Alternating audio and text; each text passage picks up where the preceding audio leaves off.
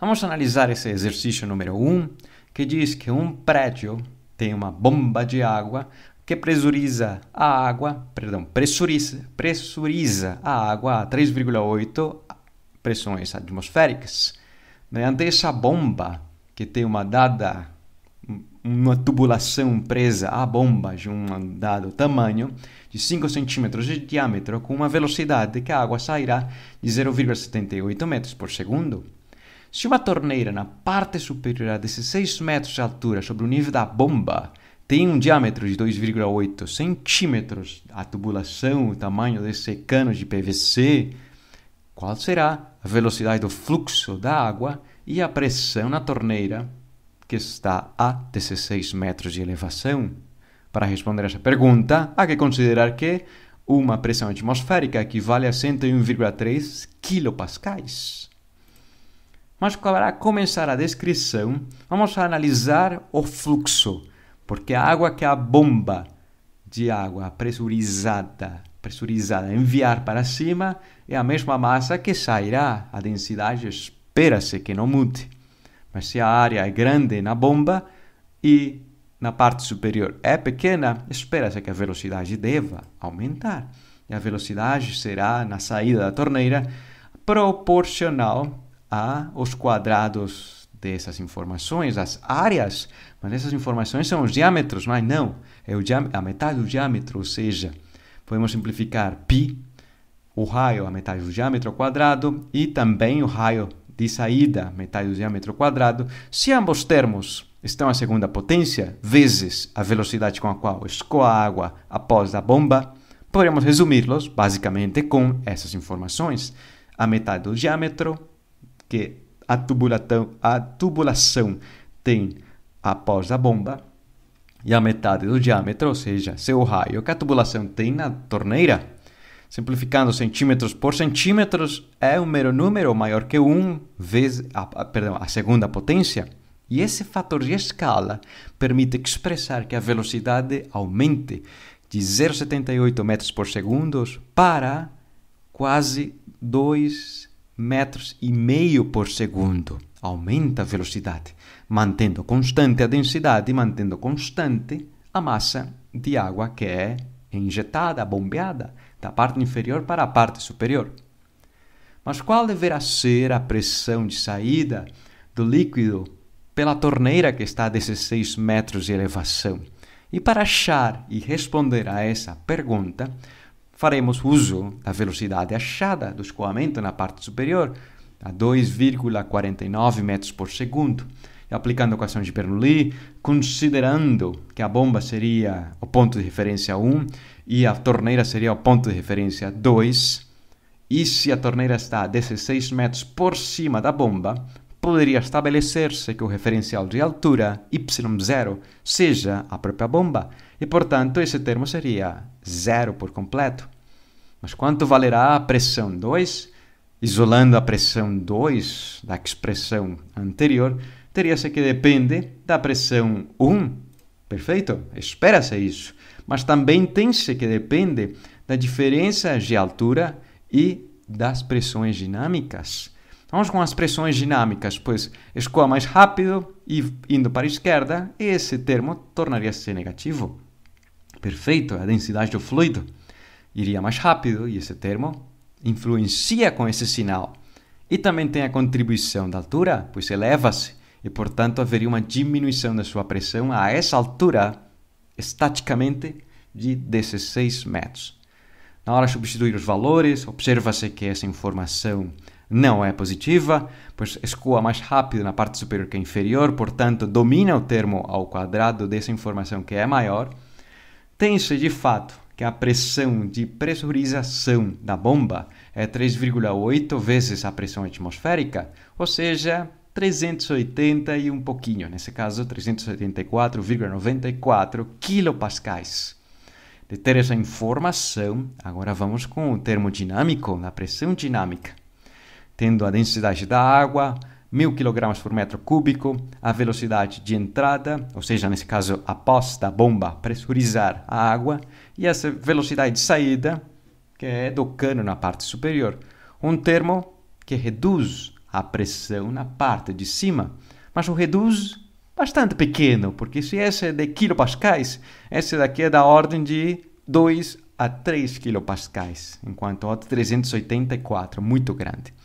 Vamos com o termo de pressão estática, vinculado com a densidade da água, a gravidade e a diferença de altura desses 6 metros. Um termo, agora sim, considerável desses 6 metros de altura faz uma diminuição da pressão de saída por essa torneira. Na hora de considerar os 3 valores e os respectivos sinais e as respectivas operações aritméticas por fazer, tem-se que a pressão de saída é menor que a pressão de entrada e espera-se que seja assim, porque a bomba pressuriza, mas a ideia é que consiga chegar a essa altura com uma boa pressão para resfregar a louça e deixar a prateleira bem limpinha e os pratos também.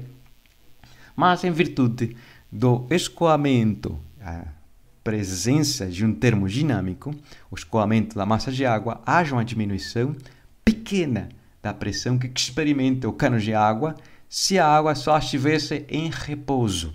Essa diminuição associada ao escoamento, uma pressão dinâmica. Perfeito, ou seja, equivalente a 2,22 atmosferas, diminuiu de 3,8 para 2,22. Talvez a tubulação, na parte superior, foi desenhada para suportar 3 pressões atmosféricas e esse cano de PVC consegue suportar perfeitamente. Vamos analisar outro exemplo. Nesse caso, uma casa com um teto bem firme, com esse telhado de 2 águas, mas que tem uma brisa bastante rápida de 10 metros por segundo. Bate na mesma direção do próprio telhado. E o telhado tem um tamanho de 3 metros por 5 metros de comprimento. Sabendo que o ar no interior da casa está em repouso, pois há uma vendaval e as pessoas fecham as janelas, as portas e espera-se que dentro de casa esteja a calma e o sossego completo, quão forte deverá sujeitar-se o telhado para que não saia voando? Em outras palavras, quanta força haverá que fazer sobre esse telhado para que o telhado não desgrude-se da casa? E para responder essa pergunta, podemos aplicar a equação de Bernoulli, porque é um fluido escoando na parte superior desse telhado e um fluido que está em repouso na parte inferior do telhado, mas as pressões completas, as 3 contribuições internas e externas, são equivalentes. Mas internamente que tem-se a pressão interna dentro da casa, a altura na qual esse telhado, que poderia ser muito fininho, portanto na face interna já chama-se de teto, muito fininho, uma dada altura, e uma velocidade interna que, segundo o enunciado, o ar está completamente calmo. Deverá ser equivalente à pressão externa que existe no ambiente fora da casa, que esteja agindo a essa altura do telhado desse teto, e, portanto, por ser tão fino, poderia ser a mesma altura. O telhado e teto é simplesmente uma lâmina de zinco bem sujeita, mas é tão fina que não chega a ter uma espessura da ordem de 1 metro, de uma unidade de comprimento. Portanto, ambas informações são iguais. E escoando na parte superior com uma velocidade externa à própria casa, de 10 metros por segundo. Se esses 2 termos são iguais, poderão simplificar-se da equivalência. Mas também na parte interna da casa, a velocidade do ar é 0. Podemos expressar as diferenças de pressões, a interna em relação à externa. E se o resultado é positivo, e de fato é, porque velocidade ao quadrado é um número positivo, isso implica fisicamente que a pressão interna seja maior que a externa, em virtude de ter esse escoamento da massa de ar sobre o próprio telhado. Substituindo os respectivos valores, tendo presente a densidade do ar de 1,29 kg por metro cúbico e sabendo que o ar escoa a 10 metros por segundo e considerando que o ar não se comprime, nesse caso, teria-se uma diferença de pressão pequena, minúscula, 64,5 pascais. Mas não se enganem que essa pressão, essa diferença de pressão é pequena, mas age sobre uma superfície grande, e a superfície de 3 metros de largura por 5 metros de comprimento, ou seja, 15 metros quadrados. A que equivalerá ou a quanto equivalerá essa força perpendicular a essa superfície, que tenta succionar o próprio telhado? poderíamos expressá-la em relação à diferença de pressão, 64,5 pascais, vezes 15 metros ao quadrado, teria ser o equivalente a quase 1.000 newtons. Mas para ter uma comparativa, quase 1.000 newtons de força, 967,5 newtons para ser mais exato, a que equivale em massa? Podemos pensar que seria a massa de uma pessoa cujo peso seja equivalente a essa informação. Mas essa informação, que é a força perpendicular, dividido pela aceleração gravitacional, expressaria uma pseudomassa de uma dada pessoa cujo valor seria quase 100 kg de massa. É como se uma pessoa de 100 kg de massa, o seu peso, estivesse puxando para fora, ou succionando, ou sugando esse telhado. E sabe-se que se a velocidade for maior, esse maior ao quadrado é maior ainda. A diferença de pressão nota-se. E essa diferença de pressão numa área grande influencia, sugando, succionando o telhado.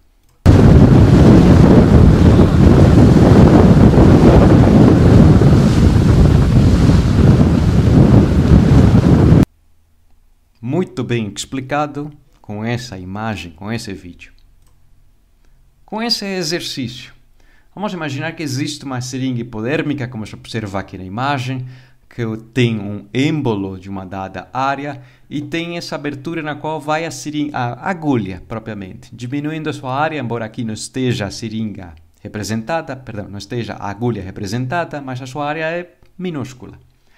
Sabe-se que o líquido a ser injetado tem uma densidade próxima da água, sabendo que a pressão arterial da pessoa que recebe essa injeção é de 100 milímetros de mercúrio e a área do êmbolo da seringa é de 2,5 vezes 10 a menos 5 metros quadrados, e sabendo que a abertura tem uma área menor ainda, da agulha bem fininha, 10 a menos 8 metros ao quadrado, ou seja, da ordem de 10 nanômetros de metros quadrados, nanômetros quadrados, quando aplica-se uma força de 2 newtons na hora de pressionar com o polegar a seringa sobre o êmbolo, qual deverá ser a velocidade desse líquido ter dentro da corrente sanguínea, dentro da artéria, que tem uma pressão de 100 milímetros de mercúrio?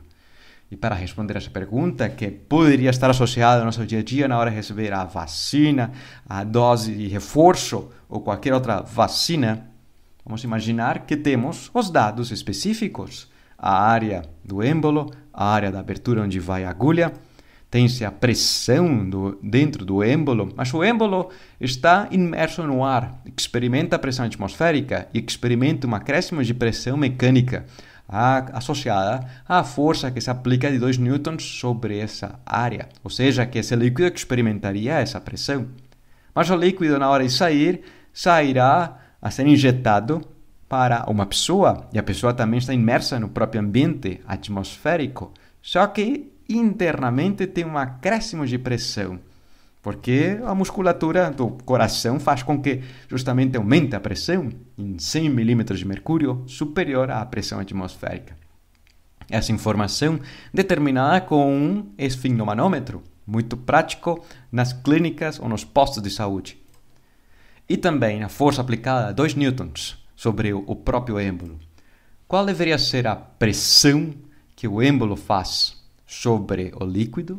Ou seja, a força de 2 newtons agindo nessa área tão pequena, isso implica que expresse-se em pascais, mas que seja equivalente a 80 kilopascais. Parece gigante. Sim, mas é uma força pequena numa área também bastante pequena. Vamos com outra informação, pois o sangue está a 100 milímetros de mercúrio de pressão, mas 100 milímetros de mercúrio não são unidades do sistema internacional, por mais que sejam muito comuns no contexto da saúde, com os esfigmomanômetros, mas é equivalente a 760 milímetros de mercúrio a uma pressão atmosférica. Ou seja, que nesse caso, podemos usar esse fator de conversão para expressar a pressão do sangue em quilopascais, equivalente a 3,33 quilopascais, bem menor que a pressão que o fluido tem dentro da seringa. E se não fosse assim, não poderia entrar ao torrente sanguíneo, porque o fluido entra se a pressão aplicada sobre si é maior que a própria torrente sanguínea. Se for menor, o sangue sairá. Tendo presente essas duas informações calculadas previamente, poderemos aplicar a equação de Bernoulli para dizer a seringa é o número 1 e o torrente sanguíneo é o caso número 2. Também considerando que a seringa não tem um comprimento de metros, mas está a uma dada altura equivalente que o furo que fez a agulha onde vai a injeção para a veia, se tem a mesma altura, esses dois termos são equivalentes. Por mais que sejam equivalentes, poderíamos considerar como o referencial de altura 0 e altura 0. Basicamente, por haver considerado os y1 e 2 como sendo os referenciais de altura. Mas quanto valerá a velocidade 1, a velocidade do escoamento aqui no próprio líquido? Para determinar essa informação, pois não se sabe a velocidade de saída, menos sabe-se. Sabe-se que a massa conserva-se e, portanto, o fluxo permite expressar essa conservação de massa. Sabendo as características geométricas da seringa e a abertura na qual sai esse líquido injetado, e as velocidades, uma em relação à outra, também não se conhecem, mas há uma equação, a outra equação e há duas incógnitas. Poderia expressar-se uma incógnita em função da outra.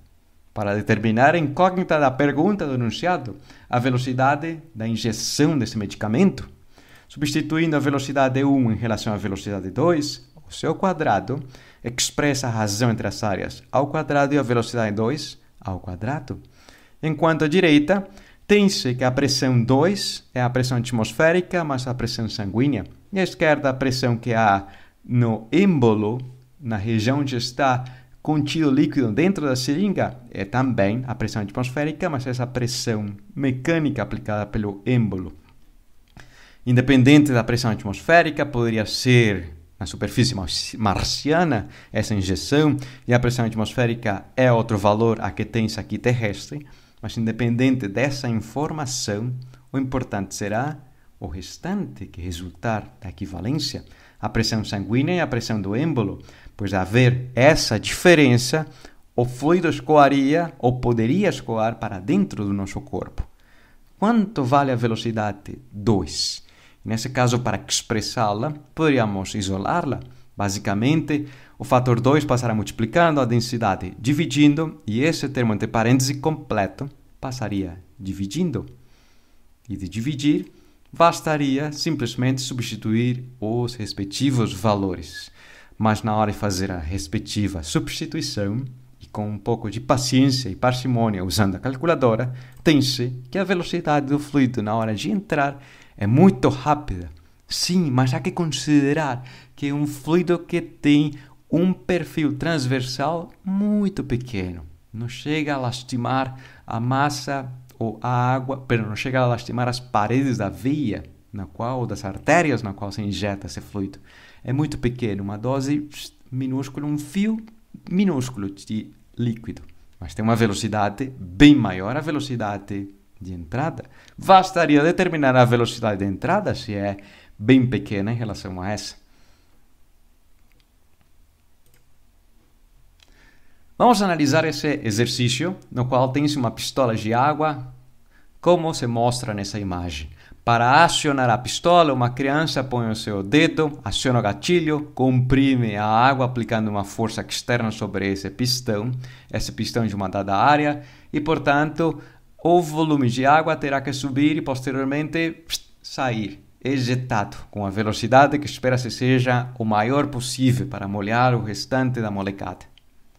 Mas sabe-se que essa área número 1 é um cilindro de raio 1 centímetro, e essa criança aplica uma força de 1 newton, movimentando-o horizontalmente 2 centímetros.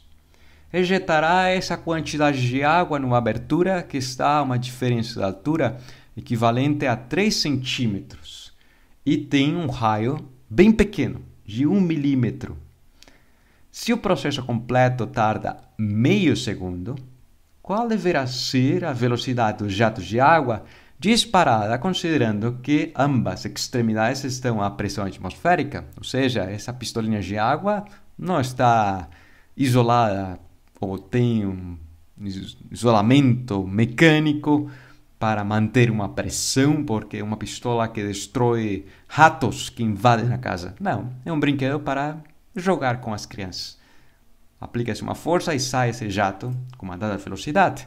E os dados, os raios, os mais principais, o raio do cilindro maior, 2 centímetros. Perdão, 1 centímetro. O raio do cilindro ou da abertura, 1 milímetro, ou seja, 10 vezes menor. Se a altura do próprio cilindro onde está o dedo considera-se como uma referência, 0 metros de elevação, a abertura estaria a 3 centímetros por cima. E as pressões, o jato sai para o ambiente externo, mas a água contida no recipiente desse cilindrinho experimentaria a pressão externa, mas a pressão mecânica aplicada sobre essa face 1, em virtude dessa força que a criança realiza, de 1 Newton. Ou seja, que o volume do cilindro deverá escoar, e esse volume sairá. Mas quanto vale esse volume? Esse volume equivale à área transversal do perfil que tem circular, π vezes o raio 1 ao quadrado, vezes essa distância. Você consegue deslocar o gatilho, o que diz justamente aqui 2 centímetros. 2 centímetros vezes π vezes o raio ao quadrado. Isso implica que o volume em metros cúbicos seja uma milionésima parte. Muito ínfimo, mas sim, é um jatinho para brincar. Poderíamos deixá-lo em função de π para não ter essa troca com um número com tantas casas decimais. Mas se a massa conserva-se, o fluxo é evidência daquilo. O fluxo, que é o volume que escoa em relação a um dado lapso.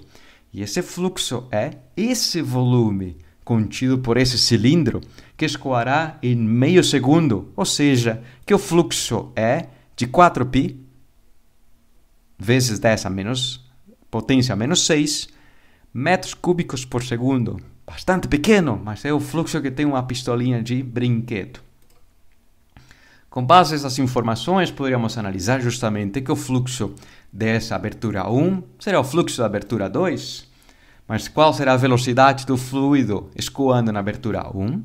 Para responder essa pergunta, se já conhece seu fluxo, poderá determinar-se essa velocidade. Essa velocidade em relação à área que tem essa abertura 1. Simplificando π com π, por isso que vale a pena não substituir o número completo irracional infinito de π.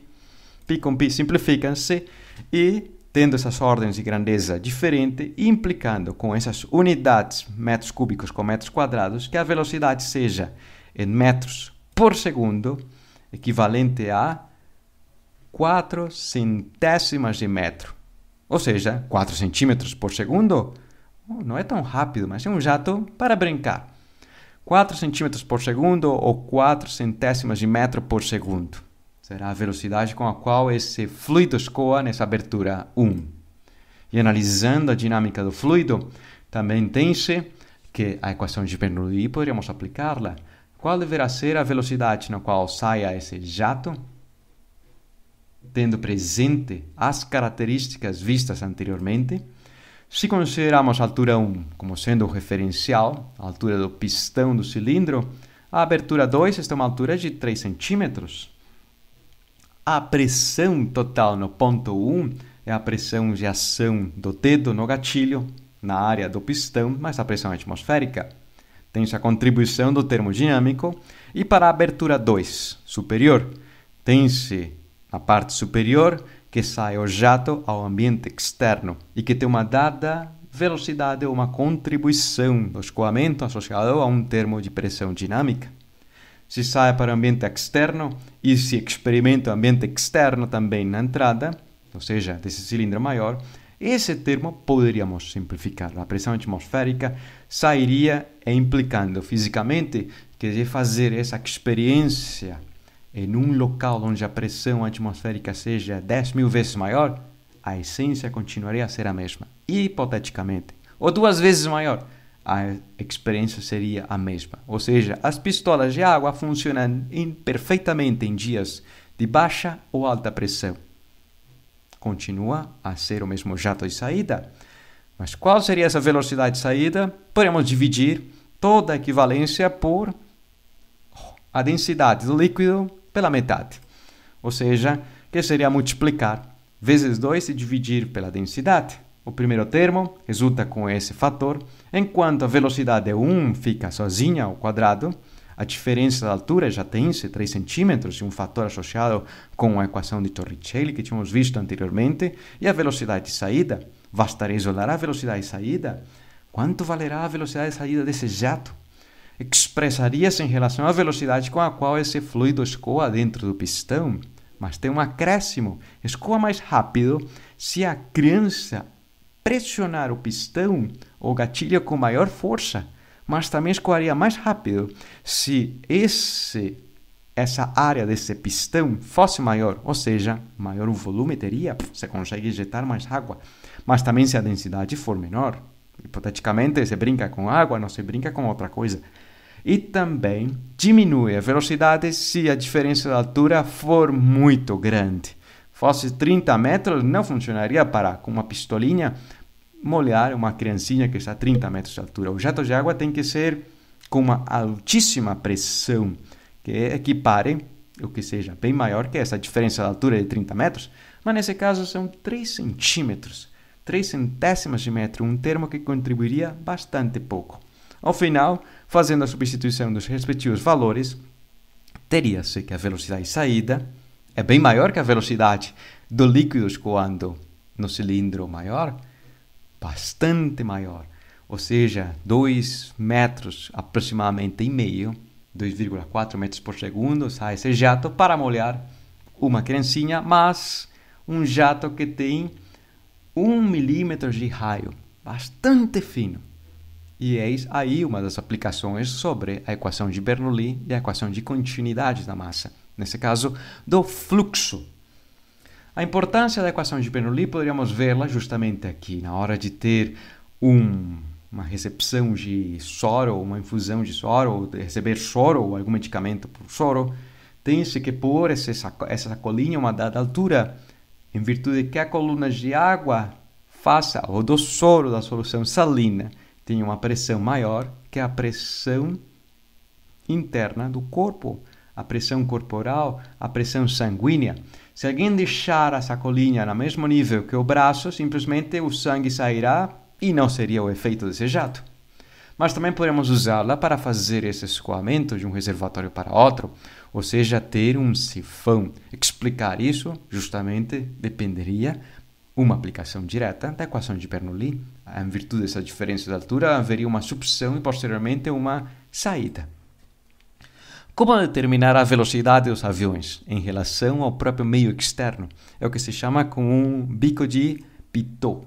E nesse caso, é um bico que tem uma entrada de ar direta, mas que tem o escoamento lateral, tem uns furinhos, só que nessa imagem não se observa, ou umas aberturas no qual o ar escoa, diminui sutilmente a velocidade, a pressão associada ao escoamento dinâmico e, portanto, essa diferença de pressão, mecanicamente e agora eletronicamente, poderia determinar-se qual seria a velocidade relativa do avião em relação ao meio externo, não em relação à Terra, em relação ao meio externo. Pois sabe-se que o vento poderia estar a favor ou em contra, e aí entraria as diferentes consequências que tem-se.